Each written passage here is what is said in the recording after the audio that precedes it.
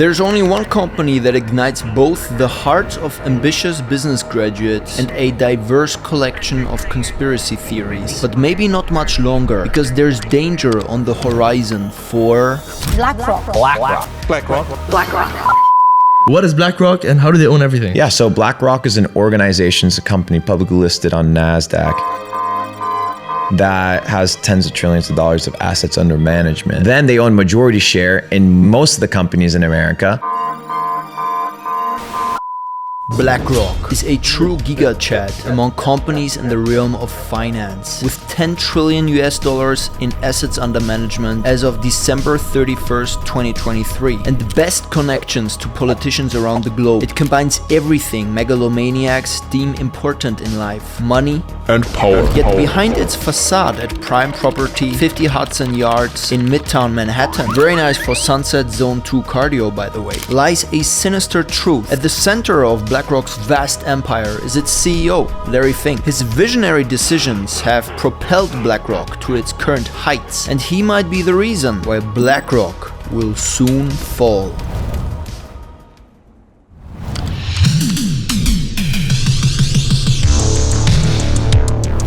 Larry Fink is born at a young age into a middle-class family in Los Angeles in 1952. He's the guy who always asks why not instead of why in his finance classes. Fink earns a degree in the mildly useful subject political science from UCLA before getting his MBA from the UCLA Anderson School of Management. Surprisingly, his first job is not at Goldman Sachs, but at First Boston. Nevertheless, he still manages to become successful. He quickly makes a name for himself at First Boston. Known for his relentless work ethic, he sometimes does what some megalomaniacs seem to do: sleep at the office. He co-founds Blackrock in 1988, originally a small risk management and fixed income institution. In the coming years, he transforms Blackrock into the world's largest asset manager with determination, resilience, and a clear vision. Today, Blackrock oversees 10.5 trillion US dollars of investor money and provides advanced trading technologies. Blackrock's primary business is managing money for clients, both large institutions and individuals. It is the world's largest provider of low-cost index funds through its iShares platform, following its $13.5 billion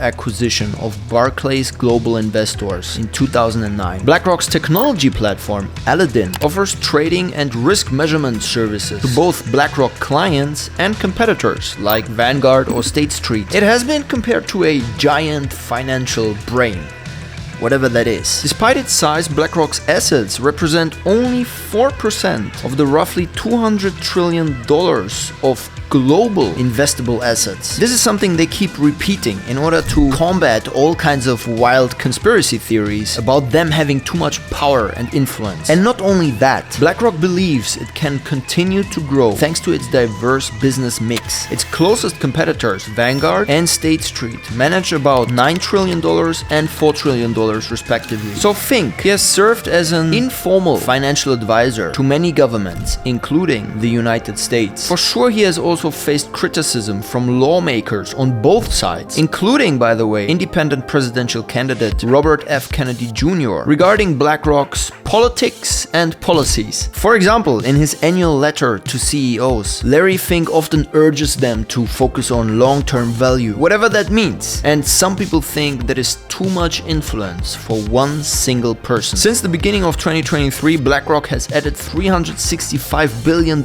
in new assets, so they are still growing, with the market value of its assets increasing by over $1 trillion. But these gains have been mostly supported by a rising market and not some investment genius, because the S&P 500 has grown around 38% in this period. Nevertheless, investors have mostly been pleased with Blackrock's investment performance. Shares of Blackrock, which has a market cap of about 120 billion, have risen roughly 14%. So, all good, no problems? Huh?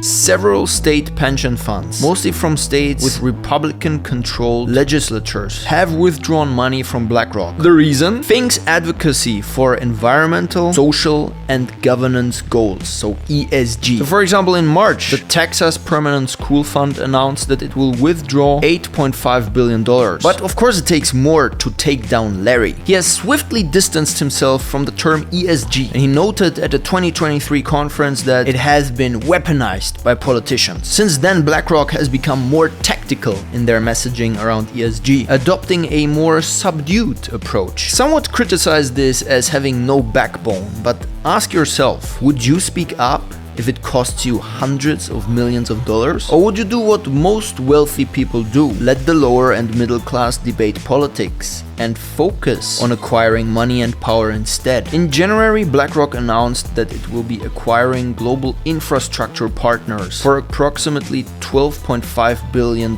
and that marks its largest acquisition since the Barclays deal. This acquisition aims to expand BlackRock's presence in infrastructure investing, a significant growth area. Global Infrastructure Partner is basically a major financier of infrastructure projects, including airports, bridges, tunnels, and green energy projects. Perfect for Larry. And this Global Infrastructure Partners deal shows Larry's hands-on approach. He leverages his extensive Wall Street network. And here is exactly the problem. Fink personally scouted for merger targets. He negotiated transactions. He utilized his relationships with the CEO, Bayo Ogunlesi, CEO of Global Infrastructure Partners, because he had a relationship with him through First Boston before founding BlackRock. All personal contacts. Fink is often the main and sometimes the only contact for top world leaders, finance chiefs, even including the Federal Reserve Chair and BRR officer Jerome Powell. Everybody says that he regularly speaks with key political and economic figures. He shares insights on world events, he eats caviar, whatever you do. And he's also deeply involved in BlackRock's external messaging. He writes these annual letters to CEOs and even directly responds on LinkedIn to Republican criticisms of BlackRock. He built this company from zero. BlackRock is Fink and Fink is BlackRock. So what is going to happen when Larry Fink steps down? At 71, this question gets asked more and more often at shareholder conferences of BlackRock.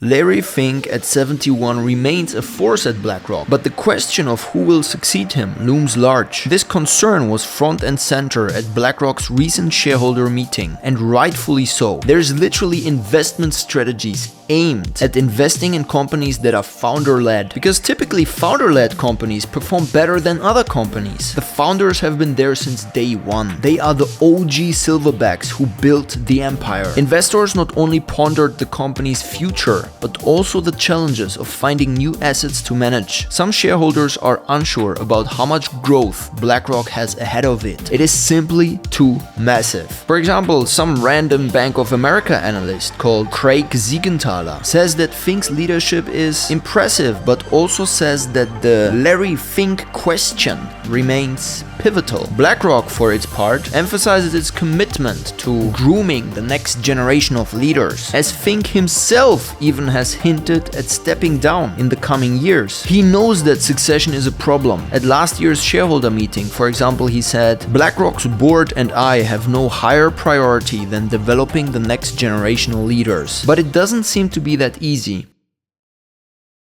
Larry Fink, who says he will step down as a chief executive and chairman in a few years, has said that there's no clear successor, but that several executives could step into his seat. That's kind of not a good sign, because is there really someone of the caliber of Larry Fink? Well, there's BlackRock's president, Rob Kapito, a co-founder who runs the firm with Fink. But the guy is 67. I know, in times when the average presidential candidate's age is around 99, 67 does not seem that bad. But still, more than a third of S&P 500 firms have a mandatory retirement policies for their CEOs, and their aim is to drive out executives who are past their prime. The background here is that firms with older CEOs tend to perform worse than the ones with the younger ones. Researchers found that, all else equal, every additional year in CEO age was associated with a 0.3% decrease in firm value for public companies in the S&P 1500 between 1993 and 2005. Older CEOs were also less active as measured by a mix of hiring, firing,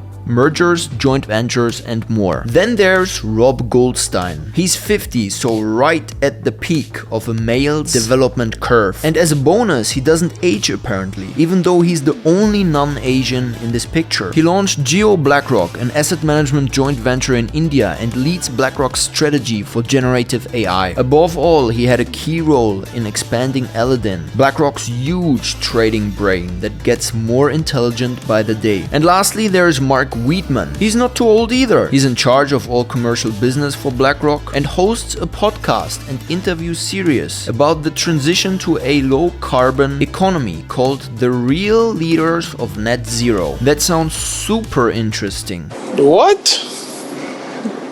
Bro, what are you talking about, man? He leads the Women's Accelerator, the Latinx and Allies Network, and the former sponsor for the OUT and Allies Network. So this guy is your guy if you care about making everyone equal. But he's also a man of the people, as is pretty evident by him wearing a helmet and security glasses. As discussions continue within BlackRock's board, names like Martin Small and Rachel Lord also surface as contenders. Meanwhile, betting pools among current and former BlackRock employees have been formed, betting on who will become the next successor. So at least employees are having fun with it. Will this take down BlackRock? No. Even if their AUM would start decreasing by a single-digit percentage every year, BlackRock at this point is so big that they will be influential for many years in the future. But every giant peaks at some point, and this might be a sign that peak BlackRock